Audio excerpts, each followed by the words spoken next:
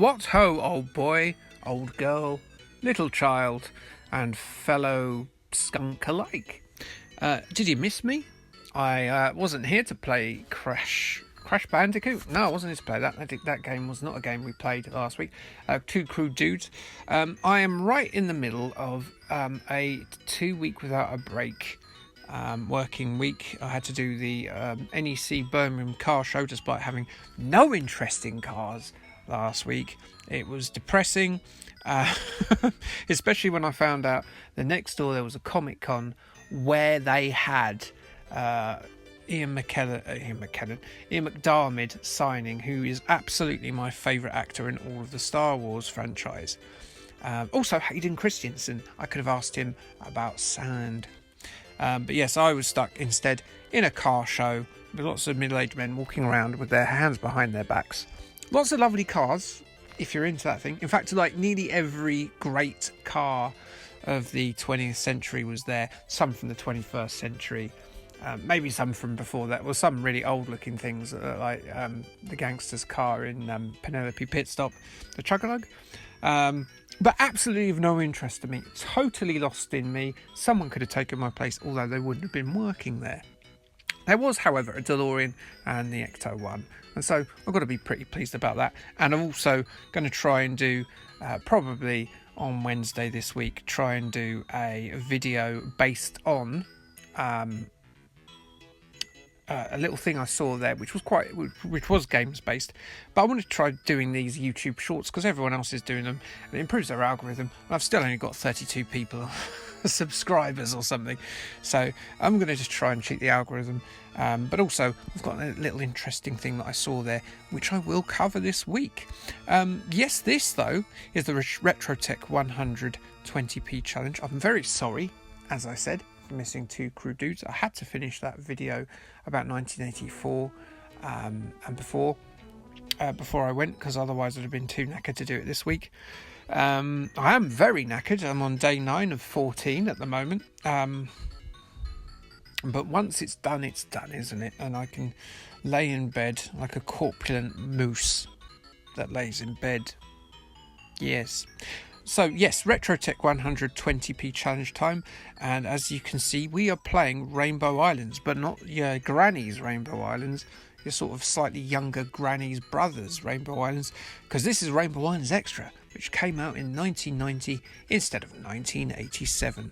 It's the classic Taito arcade machine, reinvigorated with a slightly rearranged selection of bad guys and bosses and graphics. I think it's pretty good.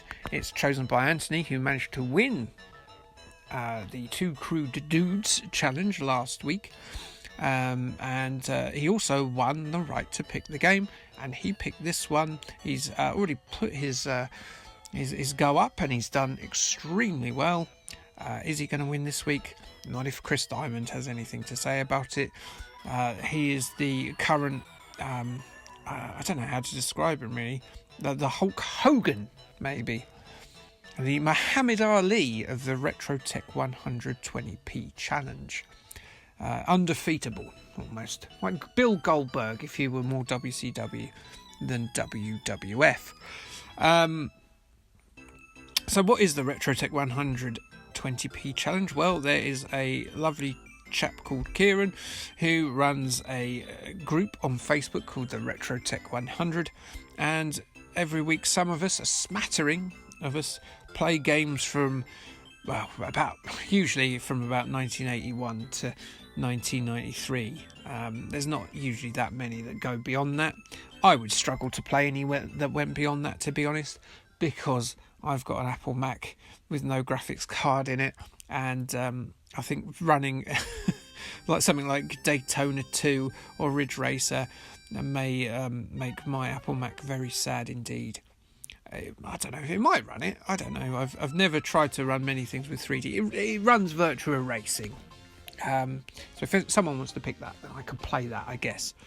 So yes, there's lots and lots of arcade games still to go. You're only allowed to pick them once. But how the way you pick them is basically you join in the challenge. You could have as many goes as you like. It can be 1 go, it can be 2 goes, it can be 3 goes. But once you record your run, you just get 2 credits.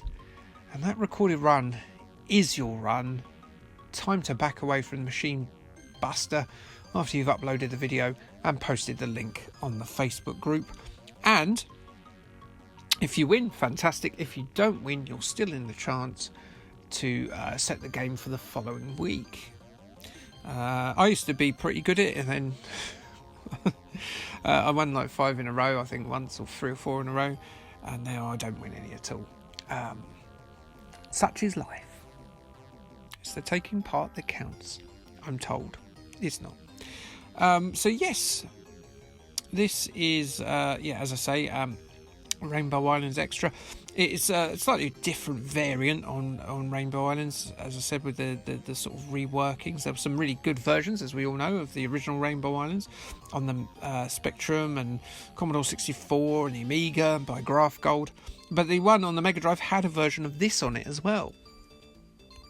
I don't know whether or not they did this one first or that one first. I suspect it was this first, because there wasn't a massive amount of games out for the Mega Drive in 1990. And it's perfectly serviceable. It's a very fantastic, very good platform game, puzzle type affair.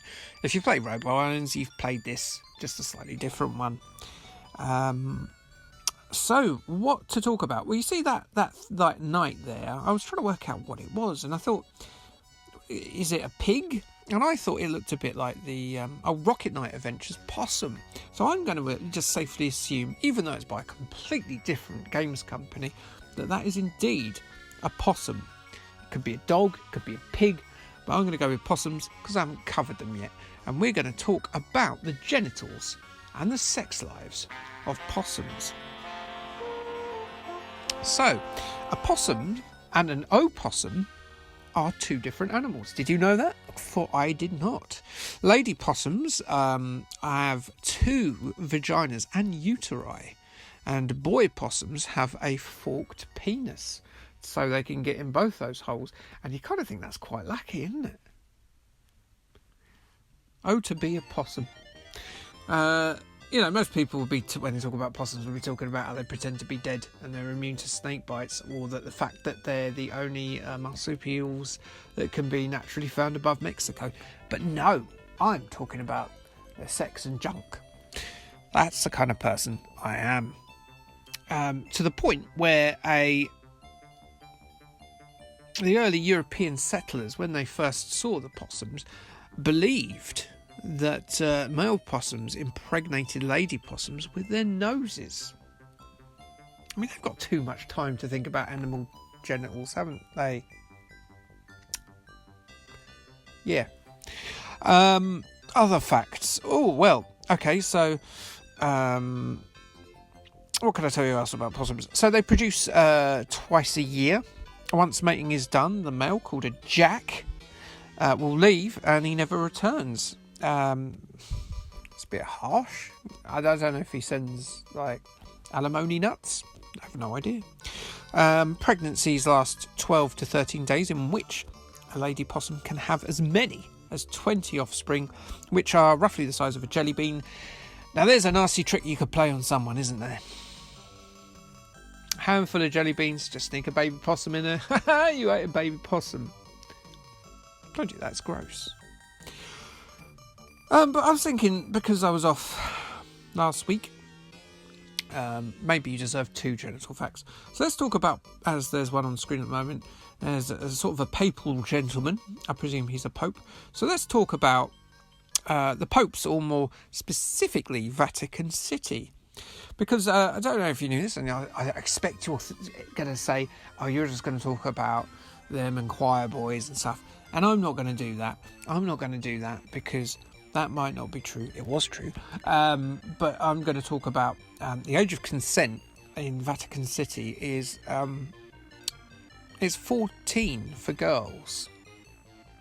In Vatican City, with a population of 836, most of them deeply religious men who shouldn't be having sex. Why is there an age of consent in Vatican City at all? Why is it not infinity?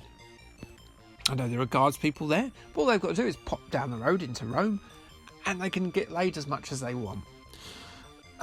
So yes, there's that. And if you're wondering if that is the youngest place, the youngest age of consent, unfortunately for irony's sake it isn't. There are two places in the world that, there are two places. There are multiple places in the world that have a lower age of consent. Those being Niger. You've got to be careful how you say Niger. Comoros, Burkina Faso and Japan, which have an age of consent of 13. And I mean the amount of trouble that one of those multi-tentacled demons would get into in Japan if the age of consent wasn't lower than that. Well, and even lower than that, the Philippines and Angola have an age of consent of 12. I don't know about you, but at 12 I wasn't thinking even remotely about putting cock to purpose. I mean, Cindy Crawford gave me funny feelings, as she did many a young man. But I certainly wasn't supremely interested in finding myself engulfed in fur and wet. But there you go. That's the end of the general facts and the end of my age of consent talk. And here is a big devil man, because I've talked about the age of consent, and he's ended my run. So that is the end of the Retro Tech 20p challenge. Please do come and join, though, if you so wish, because it's a lot of fun. Okay? Thanks. And indeed, bye.